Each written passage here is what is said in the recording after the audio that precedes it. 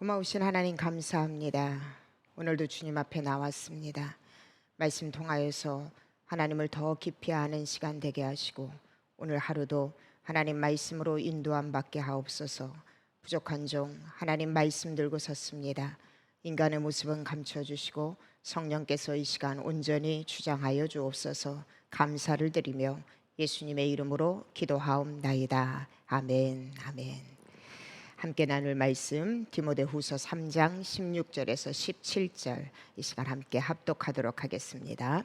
모든 성경은 하나님의 감동으로 된 것으로 교훈과 책망과 바르게 함과 의로 교육하기에 유익하니 이는 하나님의 사람으로 온전하게 하며 모든 선한 일을 행할 능력을 갖추게 하려 함이라. 아멘.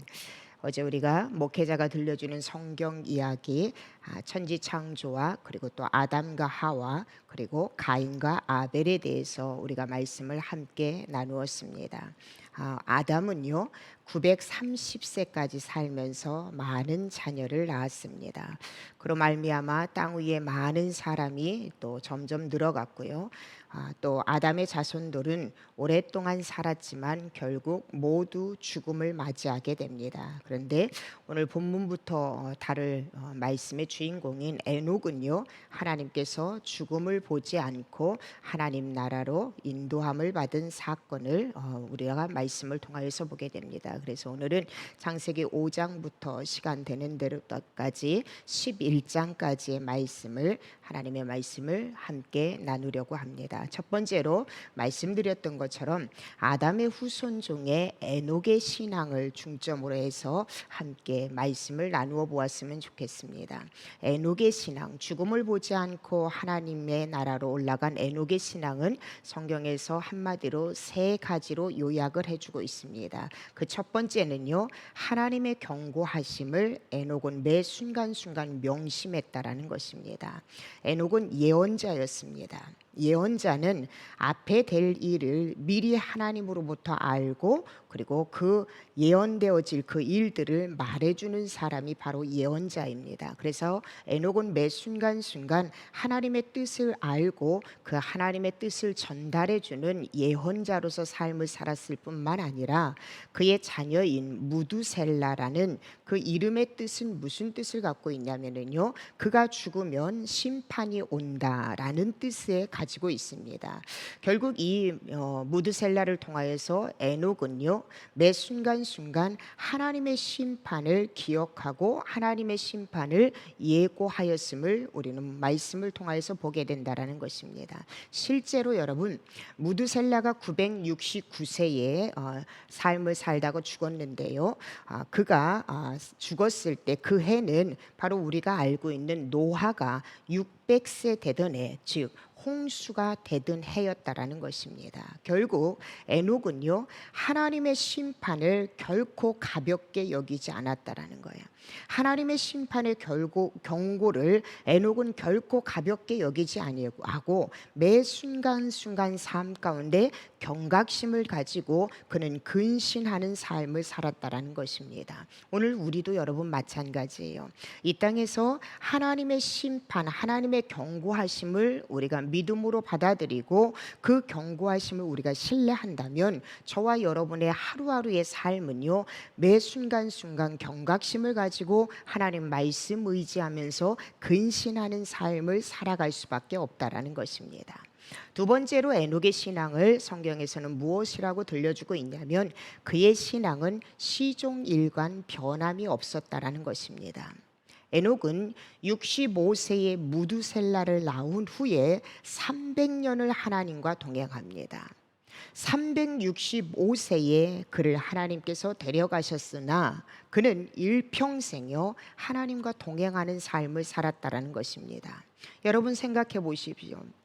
그 당시에 왜 에녹의 일생이라고 여러분 굴곡이 없었겠습니까? 왜 어려움이 없었겠습니까? 어려움도 고난도 많이 있었을 것이에요. 그런다 에녹은요 매 순간순간 하나님과 동행했어요.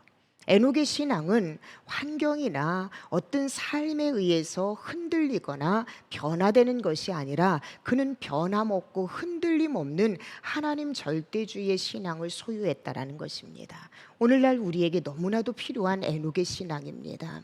이 땅을 살아가면서 믿음의 사람들 역시 힘들고 또 지금도 힘들게 살아가고 내일의 앞날을 우리가 어떻게 예상할 수 없는 그러한 삶 가운데 우리가 놓여 있습니다. 그런데 여러분, 에녹이 어떠한 상황에서도 흔들림 없는 하나님 바라기의 삶을 살았던 것처럼 오늘 우리도 지금 이 순간 우리에게 필요한 바로 신앙의 모습이 이 모습이 아닐까 다시 한번 생각을 해봅니다. 세 번째로 에녹의 신앙은 어떤 신앙이었냐면요, 그는 평범한 삶 속에서 하나님을 신뢰하는 신앙인의 모습을 드러냈다라는 것입니다. 여러분, 우리가 알고 있는 것처럼 에녹에 관한 기록은요, 창세기 5장에 보면요, 단 3절밖에 기록되어져 있지 않아요. 그런데 그럼에도 불구하고 히브리서에 보면은 에녹의 신앙을 매우 극찬합니다. 에녹은 삶을 살아가면서 어떤 기적을 행하거나 어떤 능력을 행하거나 아니면 하나님 앞에 큰 무언가를 했다라는 이런 기록은 없어요. 단지 에녹에 대한 기록은 그가 하나님과 동행하였으니 이 말씀이라는 거예요. 그런데 이 에녹의 극히 평범한 신앙인의 모습인 것 같지만 하나님은 어떠한 상황 가운데서도 흔들리지 않고 하나님과 동행한 이 에녹의 신앙을 통해서 하나님은 기뻐하셨다라는 거예요. 여러분, 히브리서 11장 5절에 한번 보십시오. 성경은 이렇게 말씀하고 있습니다. 믿음으로 에녹은 죽음을 보지 않고 옮겨졌으니 하나님이 그를 옮기심으로 다시 보이지 아니하였느니라. 그는 옮겨지기 전에 하나님을 기쁘시게 하는 자라 하는 증거를 받았느니라. 하나님과 어떠한 상황 가운데서도 함께했던 동행했던 그 에녹의 신앙이 하나님을 기쁘게 하였고요, 그 에녹의 신앙이 결국은 죽음을 보지 아니하고 하나님 나라로 옮겨졌다라고 성경은 우리에게 들려주고 있습니다. 사랑하는 성도 여러분, 동행은요 이렇게 하나님을 기쁘시게 하는 거예요. 우리 사람도 살아가면서 함께 해주는 것만이라도 큰 힘이 되고 위로가 되는 일이 얼마나 많이 있습니까? 특별히 해외에서 목회를 하다 보면은요, 많은 사람들이 공부를 마치고 또 사업 기간이 끝나고 직장 기간이 끝나면 고국으로 돌아가든지 해외로 다시 나가는 사람들이 참 많이 있습니다. 한국 목회와 다르게 이 해외 목회는 많은 사람들을 보내는 목회를 많이 하게 됩니다.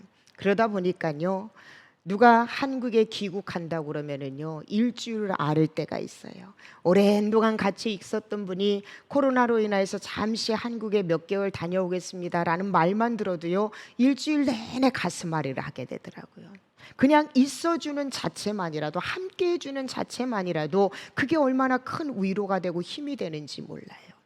여러분, 우리 하나님 역시 마찬가지예요.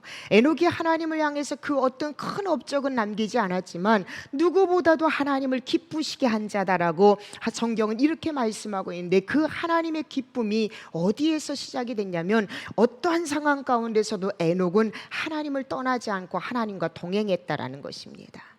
저는 우리의 삶이 대단할 것이 없고 지극히 보잘것없는 평범한 삶이라 하더라도 하나님과 동행하는 삶을 살 때에 저와 여러분은요, 에녹처럼 이 세상에서 하나님을 기쁘게 하는 삶을 살아갈 수 있다라는 것, 이것이 얼마나 우리에게 큰 힘이 되고 위로가 되는지 몰라요. 이런 사람이 바로 저와 여러분이 되기를 주님의 이름으로 축복합니다. 하나님께서는요, 이런 에녹에 대해서 뭐라고 말씀하고 계시냐면 창세기 5장 24절에 이렇게 말씀하고 있어요. 에녹이 하나님과 동행하더니 하나님이 그를 데려가심으로 세상에 있지 아니하였더라. 하나님도 에녹을 떠나서 살 수 없었고 에녹 역시도 하나님을 떠나서 살 수가 없었어요. 그래서 잠깐 죽음이라는 그 순간도 떨어질 수 없어서 하나님은요, 죽음을 맞이하고 천국에 가게 한 것이 아니라 죽음 없이 하나님은 에녹을 천국으로 데려갔다라는 거예요. 여러분, 이게 얼마나 큰 축복일까요? 그 축복은 다시 한번 말씀드리지만 어떠한 상황 가운데서도 에녹은 하나님과 동행했다라는 거예요. 하나님과 함께 했다라는 거예요. 이 은혜의 삶이 오늘 저와 여러분의 삶 가운데도 나타나기를 주님의 이름으로 축복합니다. 두 번째로는요, 이렇게 에녹을 포함해서 아담의 후손은요 크게 번창하기 시작합니다. 그런데 이렇게 크게 번창하면서 사람들에게서 문제가 일어나기 시작을 한 거예요. 그게 무엇이냐면 도덕적으로 타락하기 시작했고요, 자신의 이익만을 위해서 서로 싸우는 그러한 모습, 그리고 결국에는 하나님 외에 다른 우상을 숭배하는 모습. 사람들이 점점점 삶은 풍요로워졌지만 그들의 삶의 모습은요 악한 행동으로 전락해 버리기 시작합니다. 결혼 생활도 문란해지기 시작해요. 하나님의 창조지 있어준 결혼 제도가 바로 파괴되어졌습니다. 하나님의 사람들이 사람들의 딸들만 아름다운 외적인 모습만 보고 감각적인 쾌락만 즐기기 위해서 또 거기에 젖어서 성윤리 결혼 제도가 파괴되어지는 정말로 하나님 보시기엔 너무나도 안타까운 현상들이 일어나기 시작했다라는 거예요. 살기는 편했지만 사람들은 점점점 하나님의 뜻 안에서 벗어나는 타락한 삶을 살아가기 시작했다라는 것입니다. 이러한 모습을요 결단코 하나님은 간과하시지 않는다라는 거예요. 이렇게 점점점 타락해가고 있는 사람들을 향하여서 하나님은 어떠한 마음을 느끼셨냐면 창세기 6장 5절에서 7절에 하나님은 이렇게 말씀하고 계십니다.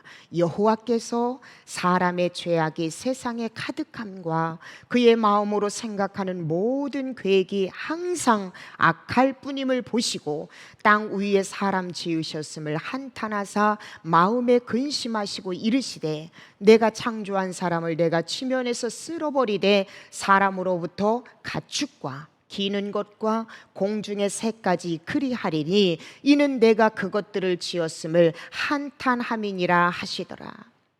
여러분, 우리가 어제도 함께 성경 이야기를 들은 것처럼 창세기 2장 마지막 절에 보면 하나님께서 이 땅의 모든 것을 창조하시고 내가 보기에 심히 좋았더라. 특별히 사람을 창조하시고는요 하나님은 심히 보시기에 좋았다 이렇게 말씀하셨어요. 그런데 사람들은 덤덤 많아지고 또 그들의 삶이 점점점 풍성해지고 그러면서 그들은 더욱더 욕심을 품고 교만을 갖고 그리고 하나님의 말씀 밖에서 벗어난 거예요. 결국 하나님은요 사람 지으셨음을 하나님은요 한탄하시면서 하나님은 작정하신 거예요. 내가 창조한 사람을 내가 이 온 지면에서 다 쓸어버리겠다라고 하나님은 작정하시고 결단하셨습니다. 그런데 하나님은요 거기서 세상을 온전하게 완전하게 다 쓸어버리신 것이 아니라 그 가운데서도 하나님은요 한 사람을 선택하십니다. 창세기 6장 8절에 보면은요 그러나 노아는 여호와께 은혜를 입었더라. 그 많은 사람들 중에 사람 지으셨음을 한탄하시고 가슴 아파하셨던 하나님, 그러나 하나님은요 노아에게 은혜를 입혀주셨다라는 것입니다. 노아가 은혜를 입을 수 있었던 것, 또 다시 말하면 하나님의 은혜를 입었던 노아의 모습을 성경에서는 우리에게 뭐라고 들려주고 있냐면 6장 9절에 이렇게 말씀하고 있어요. 이것이 노아의 족본이라. 노아는 의인이요 당대의 완전한 자라. 그는 하나님과 동행하였으며. 하나님의 은혜를 입을 수밖에 없었던 노아에 대해서 성경은 분명하게 이야기했어요. 하나님은요 의인을 악인과 함께 멸하시지 않는 하나님이에요. 그래서 하나님은요 노아는 하나님 앞에 은혜를 입었는데 그가 은혜를 입었던 이유를 한마디로 세 마디로 간략하게 정리를 합니다. 그 첫째가 무엇입니까? 노아는 의인이었다라는 거예요. 여기서 여러분, 의인이라는 이 표현이 하나님 앞에서 아무런 결격 사유가 없는 자다라는 뜻이 아니에요. 노아가 하나님 앞에서 아무런 결격 사유가 없는 자가 아니라 상대적으로 그 시대의 사람들에 비해서 노아는 도덕적으로 윤리적인 측면에서 의인이었다라고 우리는 이렇게 받아들여야 한다는 것입니다. 그 시대의 모든 사람이 도덕적으로도 타락을 했어요. 윤리적으로도 타락을 했어요. 그러나 노아는요, 그 가운데서도 하나님을 믿는 사람답게 그리스도에 있는 삶을 살았다라는 거예요. 하나님을 믿는 믿음이 있기 때문에. 그래서 로마서는 말씀하시잖아요. 로마서를 통해서 바울은 이야기합니다. 오직 의인은 믿음으로 말미암아 살리라. 여러분, 노아는 자신의 삶을 하나님께 맡기는 믿음이 있었기 때문에 의인이라는 칭함을 받을 수 있는 삶을 살아갈 수밖에 없었다라는 거예요. 두 번째로 노아를 성경은 뭐라고 이야기해주고 있냐면 그는 당대의 완전한 자다.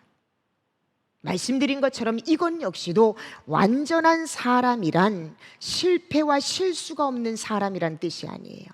노아의 성품이 전혀 무죄하고 무음하다라는 그런 뜻이 아니라 그 시대의 극심한 타락한 가운데서도 특별히 노아는요, 신앙적인 측면에서도 경건했고 또 도덕적인 측면에서도 순결했다라는 의미로 노아는 당대의 완전한 자다 이렇게 이야기합니다.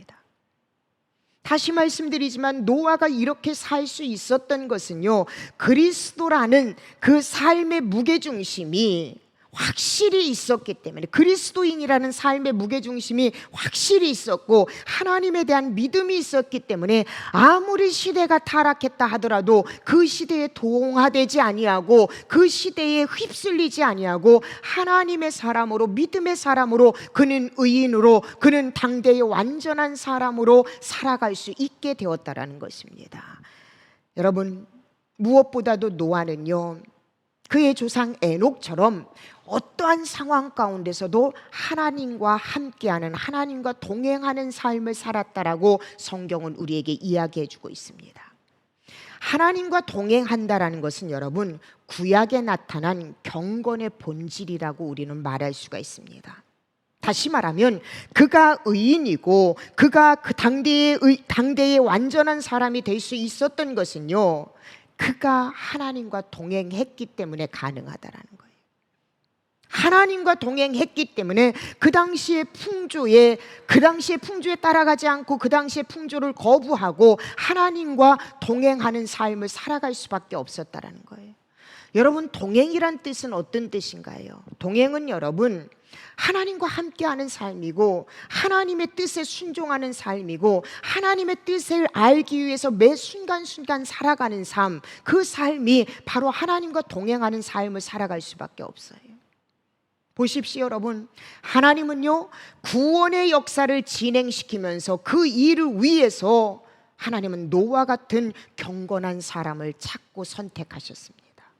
많은 사람들이 타락에 휩쓸려 있고 그 시대에서 동화되어서 살았지만 하나님을 믿었던 노아만큼은요, 의인이요, 완전한 사람이요, 하나님과 끝까지 동행하는 사람이 되었어요. 그런 노아를 통하여서 하나님은요, 구원의 계획을 이루어가고 계시다라는 것입니다. 사랑하는 여러분, 오늘 지금 이 시대도 하나님이 찾는 사람이 바로 이런 사람이에요. 하나님이 찾는 그 한 사람, 노아와 같은 사람이 저와 여러분이 되기를 주님의 이름으로 축복합니다. 노아처럼 여러분, 믿음의 선한 영향력을 나타내는 하나님의 자녀로서의 의인의 삶을 살아야 되고, 노아처럼 여러분, 믿음으로 여러분 완전한 사람이 되어야 되고, 노아처럼 어떠한 상황 가운데서도 하나님과 동행하는 삶을 살 때 하나님이 찾으시는 한 사람이 바로 우리가 될 수 있다라는 거, 여러분 믿음으로 믿으시기를 주님의 이름으로 축복합니다. 또요, 이렇게 노아는요, 하나님의 은혜와 은총을 받을 뿐만 아니라 하나님은 이제 의인이요 완전하고 하나님과 동행한 노아에게 큰 사명을 주십니다. 창세기 6장 13절에서부터 14절에 노아에게 하나님은 이렇게 말씀해요. 하나님이 노아에게 이르시되 모든 혈육 있는 자의 포악함이 땅에 가득함으로 그 끝날이 내 앞에 이르렀으니 내가 그들을 땅과 함께 멸하리라. 너는 고페르 나무로 너를 위하여 방주를 만들되 그 안에 칸들을 막고 역청을 그 안팎에 칠하라. 하나님께서 노아에게 말씀하신 사명이 무엇이냐면 방주를 만들라라는 거예요. 그 이유가 무엇입니까? 하나님은 노아에게 방주를 만들라고 말하시는 것에서 끝나지 않고 하나님의 비밀을 숨기지 않았어요. 이 방주를 만드는 이유를 하나님은요 6장 17절에 이렇게 말씀하고 있습니다. 내가 홍수를 땅에 일으켜 무릇 생명의 기운이 있는 모든 육체를 천하에서 멸절하리니 땅에 있는 것들이 다 죽으리라. 하나님은 노아에게 큰 사명, 바로 방주를 만들라 말씀하시고요, 그 방주를 만드는 이유가 이 땅에 홍수를 내려서 땅에 있는 그 모든 것을 다 멸절하리라라고 하나님의 비밀을 말씀해요. 그 하나님의 말씀을 듣고 노아는요 어떻게 합니까? 6장 22절에 이렇게 말씀하고 있어요. 노아가 그와 같이 하여 하나님이 자기에게 명하신 대로 다 준행하였더라. 여러분, 노아의 이 순종은 결단코 쉬운 순종이 아니에요. 이전에도 말씀드렸지만요, 그 당시는요 이렇게 큰 홍수나 비를 그 사람들이 알지 못했어요. 그리고 너무나도 풍요로운 가운데 있었습니다. 물론 세상의 타락 가운데 살아있고 있지만은 그들 모두는 풍요 가운데 어려움 없이 살았어요. 근데 어느 날 갑자기 하나님께서 노아를 부르셔서 방주를 만들라 말씀하시고, 그리고 큰 비로 홍수로 이 세상을 다 멸하란다고 하나님 말씀하고 있습니다. 노아가 이 순종하는 것은요 결단코 쉬운 것이 아니에요. 세상의 많은 이웃들 사람들은요 노아를 정신병자 취급했을 것입니다. 그리고 자그만치 이 하나님의 말씀이 성취되는 그 해가 무려 120년간이나 하나님의 약속의 말씀이 선포되었지만 이루어지지는 않았던 기간이었다라는 거예요. 근데 여러분, 노아는요 하나님의 약속의 말씀을 굳게 믿고 하나님의 말씀에 다 준행하였더라 말씀하고 있어요. 결국 총 길이 135m, 너비 23m, 높이 14m에 이르는 3층 높이의 거대한 방주를 산 위에 그는 만들었습니다. 이 배가 완성되자 창세기 7장에 보면은요 하나님께서 노아에게 말씀하시길 지금부터 일주일이 지나면 큰 비가 내릴 것이다.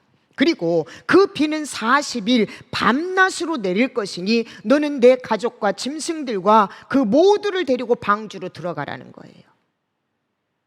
하나님이 말씀하신 대로, 하나님이 명하신 대로 그 노아의 모든 가족이 방주 안으로 들어가매 여호와 하나님께서 그를 방주 안으로 들여보내고 그 방주의 문을 굳게 닫았더라라고 창세기 7장에서 하나님은 말씀하십니다. 그리고 하나님이 말씀하신 대로 7일 후에, 일주일 후에 하늘에서 폭우가 쏟아지고 홍수가 온 땅에 덮였어요. 40일 동안 주야로 그 비가 땅에 쏟아졌습니다. 그리고 홍수가 땅에 40일 동안 계속적으로 진행되어졌어요. 결국 이로 인하여서 육지에 있어 그 코에 생명의 기운에 숨이 있는 모든 것은 다 죽었더라라고 창세기 7장 22절에 성경에서 우리에게 들려주고 있습니다. 그 물이 무려 150일 동안 땅에 머물러 있었습니다. 하나님이 말씀하신 대로 다 이루어졌다라는 거예요. 오직 살아남은 자, 오직 구원받은 자는요 하나님의 말씀에 순종한 노아와 그의 가족들, 그리고 방주에 있던 자들만이 살아남았어요.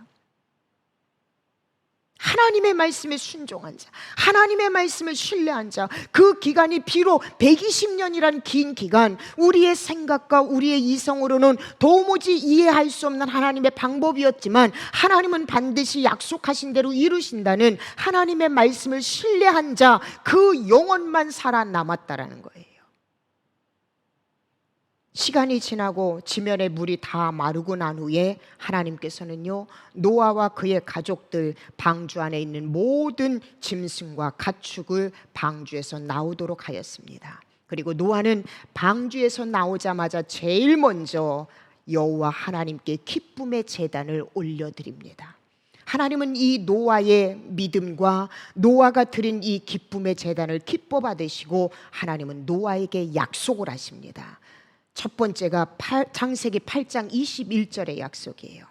여호와께서 그 향기를 받으시고 그 중심에 이르시되 내가 다시는 사람으로 말미암아 땅을 저주하지 아니하리니 이는 사람의 마음이 계획하는 바가 어려서부터 악함이라.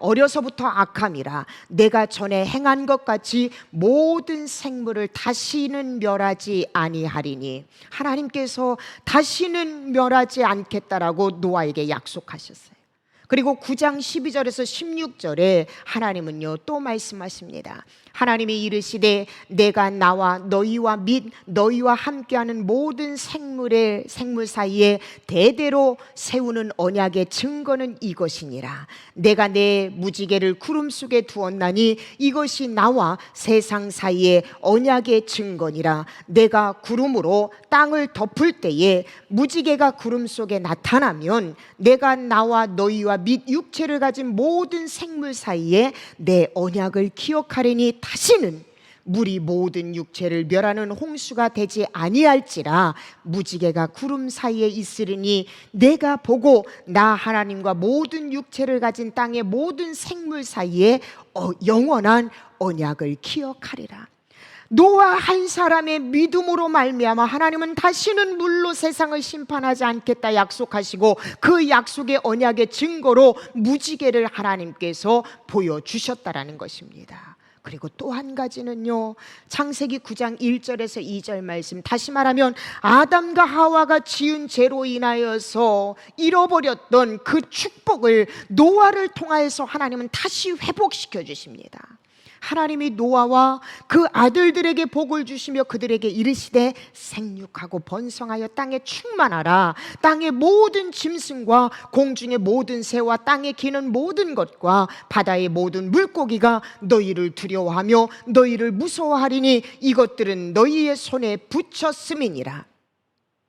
죄로 말미암아서 하나님이 우리에게 주셨던 그 모든 축복을요, 노아를 통하여서, 하나님의 말씀을 신뢰한 노아를 통하여서 하나님은 다시 한번 회복해 주고 계시다라는 것입니다. 여러분, 여기에서 노아의 삶이 끝이 났다면 얼마나 좋을까요? 그런데 성경은요, 여기서 노아의 삶이 끝이 난 것이 아니라 뜻밖의 노아는 큰 실수를 하게 됩니다. 노아의 가족은 하나님의 말씀대로 축복해 주신 대로 번창하고 세상에 널리 퍼져갔습니다.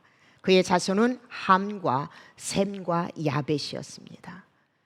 그의 자손을 통하여서 사람들이 온 땅에 퍼져갔고요, 세상은 참으로 풍요로웠습니다. 그런데 그 풍요로웠던 어느 날 노아는 실수를 범하게 돼요.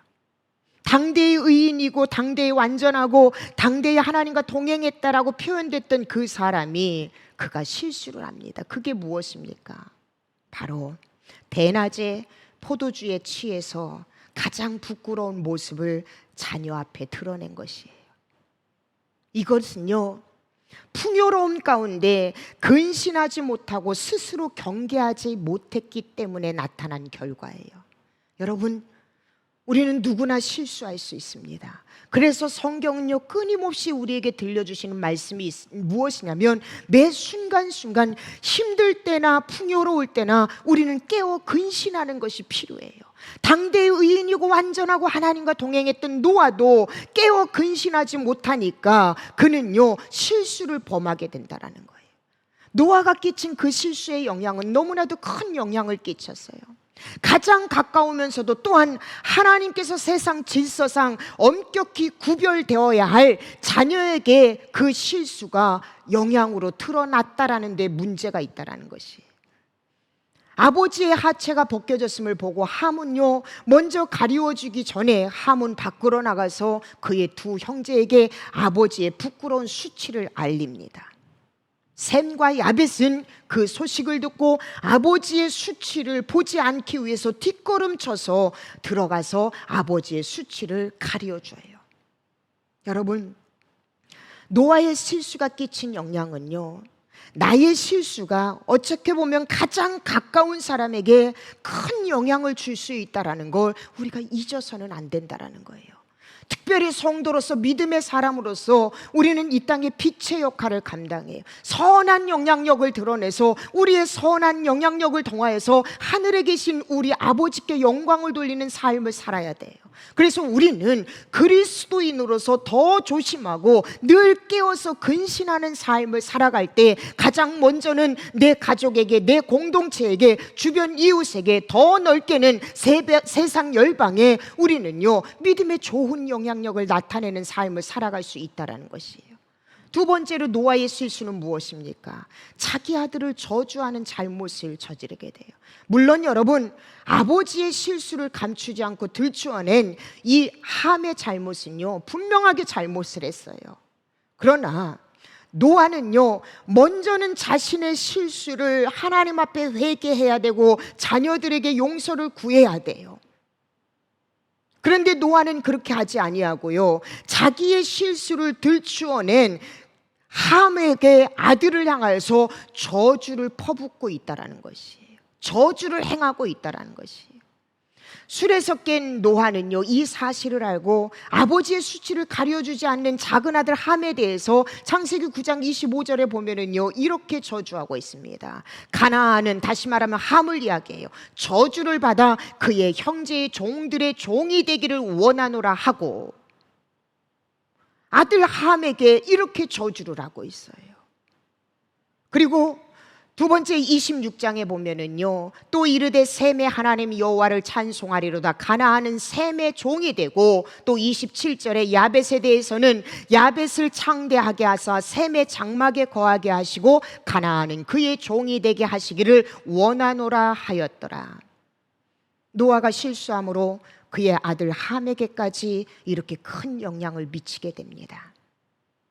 자신의 실수로 여러분 자손 가운데 일부가 영원한 저주 가운데 있게 했다라는 것이에요.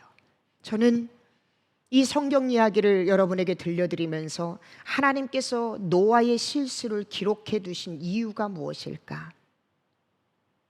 우리도요 우리 자신의 연약함을 깨달아야 된다라는 거예요. 내가 아무리 신앙의 연륜이 있고 내가 신앙의 직분이 있다 하더라도, 신앙에 열심이 있더라도 우리도 역시 노아처럼 실수할 수 있는 연약한 존재라는 거. 그래서 매일매일 우리는 말씀과 기도의 삶을 살아 우리 삶을 스스로 깨어 근신하는 삶을 살아야 한다는 것입니다. 노아는 이렇게 350년을 더 살다가 그는 950세에 하나님 앞에 부름을 받게 됩니다. 마지막 사건은요 바로 바벨탑 사건이에요. 사람들이 농사짓기 좋은 땅을 찾아서 이제는 산에서 내려와서 바빌로니아라는 기름진 땅에 이르게 됩니다. 많은 사람들, 노아의 후손들은요 그곳에 터를 잡았어요. 살림도 풍족했고 삶도 풍족했고 땅이 기름지고 곡식의 과일도 풍부하고 기후마저 여러분 좋은 축복의 땅이 바로 그곳이었습니다. 너무나도 살기 편안했어요. 그러자 여러분 또 사람들은요 욕심을 품기 시작해요.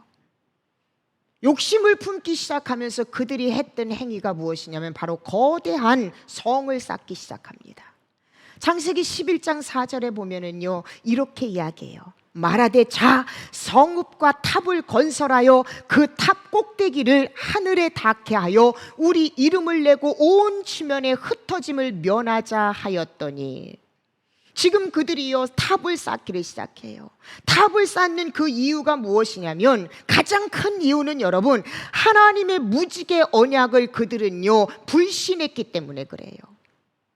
하나님은 다시는 물로 세상을 심판하지 않겠다라고 약속했지만 그들은요 하나님의 이 무지개 언약을 불신했기 때문에 높은 탑을 쌓기 시작했고요, 그리고 결국은요 흩어지는 것을 두려워하여서 성을 쌓기 시작했고 자신의 이름을 드러내기 위해서 성을 쌓기 시작했어요. 이 모든 것의 근본적인 원인은 하나님의 약속의 말씀을 그들은 불신했기 때문에 그래요. 다시 전과 같이 홍수가 날 수도 있고, 그러면 우리가 다 죽게 되므로 홍수가 나도 죽지 않게 하늘까지 우리가 탑을 쌓아서 우리 서로 헤어지지 말자, 서로 흩어지지 말자. 그들은 이러한 생각으로 탑을 쌓기 시작했다라는 것이에요. 하나님께서는요, 무지개를 통해서 다시는 이 세상을 멸절시키지 않겠다고 약속을 하셨지만 사람들은 그 약속을 믿지 못해서 탑을 샀습니다. 결국 하나님은요, 이들의 이러한 행위를 결단코 간과하시지 않았어요. 마지막 절로 한번 보십니다. 창세기 11장 5절에서 9절 말씀입니다. 여호와께서 사람들이 건설하는 그 성읍과 탑을 보려고 내려오셨더라. 여호와께서 이르시되 이 무리가 한 족속이요 언어도 하나이므로 이같이 시작하였으니 이후로는 그 하고자 하는 일을 막을 수 없으리로다. 자, 우리가 내려가서 거기서 그들의 언어를 혼잡하게 하여 그들이 서로 알아듣지 못하게 하자 하시고, 여호와께서 거기서 그들을 온 지면에 흩으셨으므로 그들이 그 도시를 건설하기를 그쳤더라. 그러므로 그 이름을 바벨이라 하니 이는 여호와께서 거기서 온 땅의 언어를 혼잡하게 하셨음이니라. 여호와께서 거기서 그들을 온 지면에 흩으셨더라.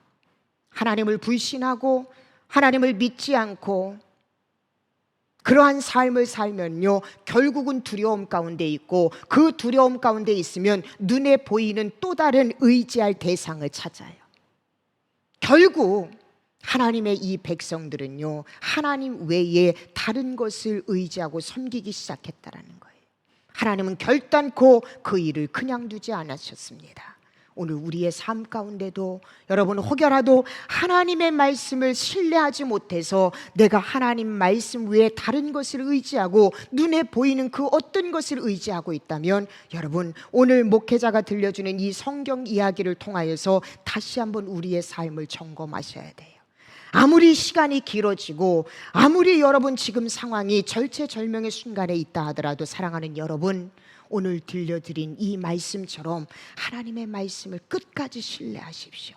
그리할 때 여러분을 통하여서 하나님은 반드시 하나님의 위대하신 일들을 이루어 가신다라는 것, 이걸 기억하며 살아가는 오늘 한날의 삶이 되기를 주님의 이름으로 축복합니다. 기도하시겠습니다. 하나님과 동행하는 삶이 하나님을 가장 기쁘시게 하는 삶이라는 것, 에녹의 삶을 통하여서 알게 하심에 감사합니다. 또 세상이 아무리 타락해도 하나님의 은혜 받은 사람은 언제나 하나님 앞에 쓰임 받는다라는 것, 또 하나님의 말씀에 순종하였던 그 노아의 삶을 통하여서 우리 자신을 다시 한번 되돌아봅니다.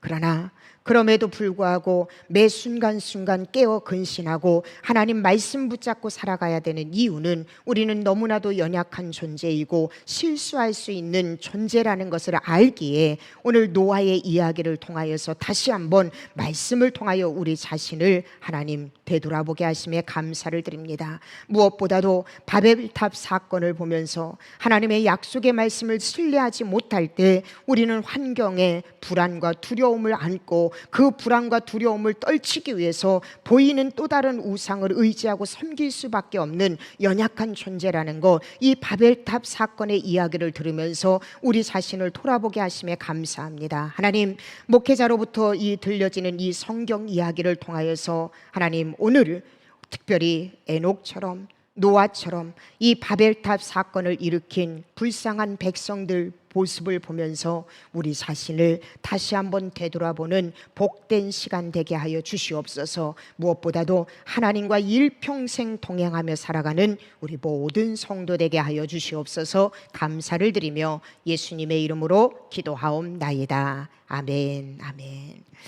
함께 기도하시겠습니다. 말씀 생각하면서 여러분 기도하시고, 특별히 스크린에 나와 있는 기도 제목입니다. 목회자가 들려주는 성경 이야기 구약편 계속 진행합니다. 여러분, 이 시간을 통하여서 성경을 여러분 줄거리 형태로 조금 여러분이 깊이 들여가 보는 그런 시간이 되었으면 좋겠어요. 함께 여러분 동참해 주시고, 이 일들을 준비하고 있는 목회자들을 위해 영육간의 강건함과 사역을 위해서, 또 성도들의 사업장과 가정과 직장, 또 육신의 연약함 안고 있는 우리 지체들을 위해서 오늘 하루도 에녹처럼 노아처럼 하나님을 기쁘시게 하는 삶을 살게 해달라고 기도하시고, 여러분 개인 기도 제목을 놓고 기도하신 후에 모든 순서 마치도록 하겠습니다. 다 함께 기도하시겠습니다.